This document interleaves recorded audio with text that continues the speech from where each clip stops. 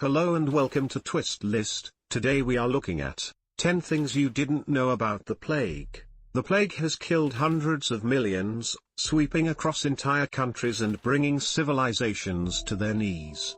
Even though we now know more than those who suffered through the biggest outbreak, knowing more about the disease makes it no less frightening. At number 10 we have, there are different types. We hear most about the bubonic plague, but that's actually just one of 3 plague varieties. The bubonic plague is distinguished by swollen lymph nodes, called buboes, which give the disease its name. This type is spread only through the bites of fleas and blood contact with the infected insect. There is no way that bubonic plague can spread from one person to another. Similarly, septicemic plague is spread only through breaks in the skin and by blood contact. It worsens as bacteria multiply in the bloodstream. Septicemic plague has many of the same symptoms as bubonic plague, including fever and chills, but it lacks the bubonic plague's telltale nodes. The third type is the only one that can transmit from person to person. Pneumonic plague is airborne and can pass from one person, or animal, to another just by breathing in close proximity to someone. The different types of plague can mutate into one another. Pneumonic plague and septicemic plague are often complications of untreated bubonic plague. Because the different types have similarly devastating effects, we've long thought that bubonic plague was the disease that swept across Europe during the Black Death. New research supported by DNA evidence suggests the Black Death wasn't bubonic plague after all but the faster spreading pneumonic plague.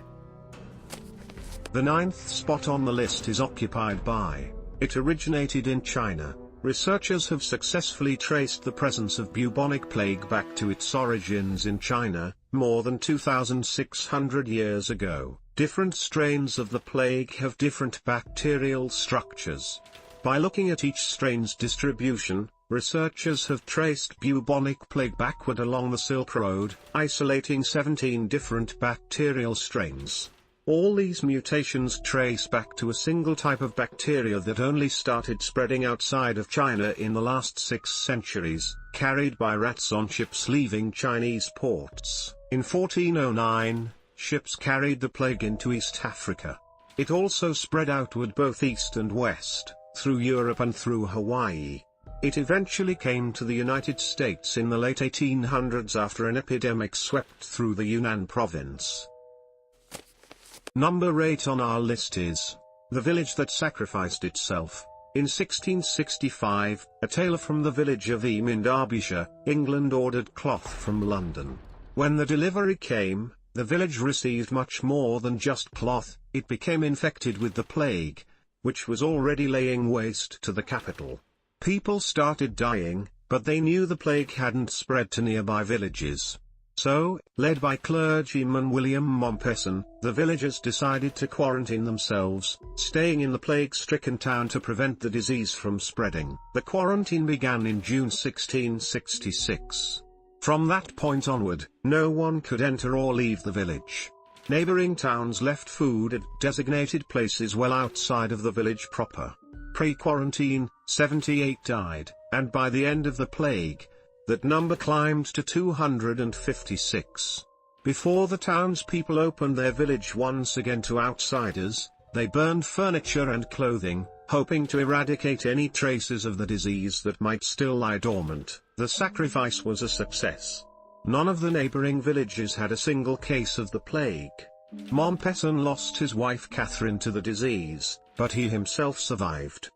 At number 7 we have, conspiracy theorists used it to persecute Jews. With the plague decimating Europe during the 14th century, Christians and Jews started playing the blame game.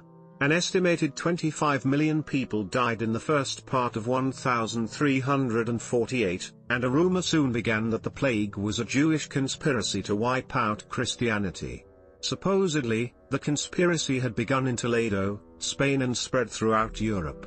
The Count of Savoy started arresting and interrogating Jews, determined to find his version of the truth.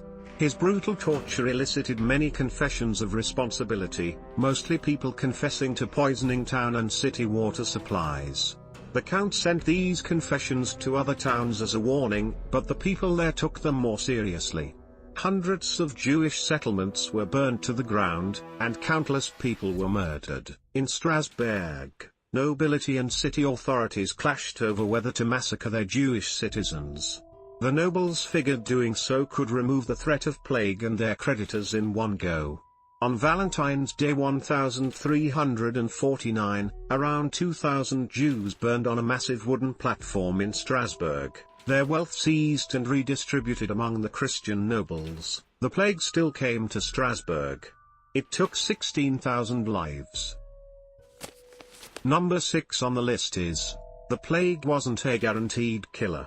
Many of us imagine that the plague was a certain death sentence. That belief comes from the massive, widespread devastation the plague caused rather than its effects on individual sufferers. Many stories actually tell of people simply immune to the plague, and others record those who contracted the disease but survived. Marshall Howe was one such individual. Howe lived in the village of Eam during its quarantine, and after recovering from the plague, he helped bury those who died from it. He was reportedly carrying one man to his grave when the corpse spoke and asked for something to eat. The supposed dead man eventually recovered. Another Eam resident, Margaret Blackwell, recovered from the plague after being so overcome with thirst that she drank a pot of melted bacon fat. Studies of Black Death victims' skeletal remains reveal a telling tale. Most already suffered from some other ailment, such as disease or malnutrition, before contracting the plague. The plague did kill previously healthy individuals, but it's now thought that many who were healthy stood a chance at survival. The 5th spot on the list is occupied by, a teenage Nostradamus became a successful plague doctor. Nostradamus is today largely remembered for his vaguely worded prophecies. But in 1518, he was traveling the French countryside acting as a plague doctor, and he was a mere 15 years old. After living this way for several years, he re-enrolled in university. He'd started at 14 but had dropped out to become a traveling apothecary, and earned his degree in medicine in 1522. He continued to work as a plague doctor, as he was seemingly immune to the disease himself. According to his writings, Nostradamus felt he was doing little good in treating the afflicted because his remedies only made victims comfortable rather than curing them. In actuality, he was one of the first doctors to get it right. Instead of typical medieval treatments like leeches and bleeding, Nostradamus pushed for curing the plague with cleanliness. Patients were encouraged to go outside and to get fresh air. He kept those patients and their surroundings clean and disposed properly of infected corpses. He also subscribed to the notion that the plague was caused by bad air, and he developed a spice and rose lozenge that would ease sufferers' symptoms. At one point, he had such success curing people of the plague that he was comfortably supported by donations from individuals who lived in the city of Provence. Number 4 on the list is, it changed world culture. The plague's spread left survivors in a world forever changed. It brought a new awareness of death and mortality, and the artists of the time turned to painting what they saw around them. In the eras of plague, particularly the 14th and 16th centuries, art got much darker. Religious paintings often featured the dead. Hell was depicted more often than heaven, and oftentimes, it was a hell on earth. One of the eeriest styles of art to come out of the 16th century was a change in tomb and gravestone design. Before, people were often shown at rest. Now, artists introduced the transi, a form of sculpture that more accurately showed the dead rotting flesh and skeletal form. The plague had another strange effect on the world's art and literature, and that wasn't just a change in content but in style and quality. When the plague struck, it attacked without heed to a person's standing, status, or occupation. Many great masters died in the midst of teaching their protégés. That in turn led to a dynamic shift in the quality and techniques present in art from the time. At the 3rd place we have, the plague bacteria-starved fleas. Bubonic plague is spread by fleas, but the whole process is actually a lot more complicated and disturbing than that description suggests. Fleas survive on the blood of animals, and so does the plague bacteria. Once a flea ingests diseased blood, the infection goes to work on the flea itself. It begins to reproduce in the flea's stomach, living in the digestive tract of the insect and effectively blocking its digestive process. This often kills the flea, but in the meantime, it starves it. This means that the flea bites more often and looks for more animals for nourishment, spreading the disease faster than a flea with a normal life cycle. Cats and rats are particularly susceptible to the plague virus, which further helps it spread. When the flea's usual host, rodents, start dying out in massive amounts, it seeks other hosts, pushing the disease to domesticated animals and humans. Dogs have a natural resistance to the plague bacteria, and even if they're bit and are repeatedly exposed, they usually don't become sick. At the second spot is death-bringing plague ships. As we mentioned earlier, the plague sometimes traveled from one area to another by ship, and this was actually one of the quickest ways in which it spread. In 1347, Italian ships spread the plague from Constantinople to Alexandria to Marseille and then on to Venice, Genoa, and next on to the rest of Europe. Why didn't the trading ships just stop? Surely captains would weigh the benefits of bringing a plague-stricken crew to land against preventing the spread of the plague throughout the continent. It turns out the plague was much too sneaky to allow such precautions. It would appear on ships well before making itself known. First, it would incubate, multiply, and makes the rounds of the rat population. Then it would jump to humans, and even then, it could take up to 5 more days to make a person ill. A trading ship could become a death ship for almost a month before anyone on board would have the slightest idea anything was wrong. By nature, rats on a ship would largely avoid human contact. In many cases, plague-bearing fleas would find new rat hosts once ships made port or would stow away in cargo that was then taken and distributed throughout the destination city. And finally, at number 1, believed causes of the plague.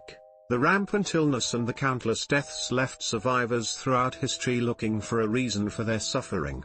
One common idea was that mankind brought on the plague by its own evil.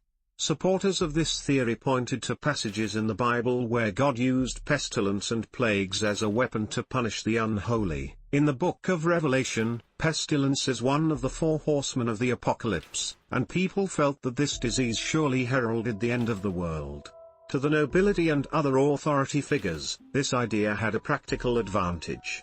Should the masses believe that a higher power was holding them accountable for their actions, said authorities could more easily regulate activities that they thought troublesome, like gambling and brothels. Ideas about cures for the plague were linked to possible causes.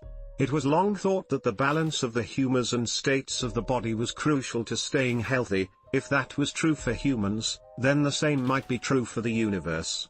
This led to a number of astrological theories on what was causing the clear imbalance of life and death on Earth. Quoting Greek philosophers and their writings on the balance of life, astrologer Geoffrey de Meuse tried to use the positioning of the planets within the zodiac to determine how long each outbreak would last, why certain cities were vulnerable, and who would die next.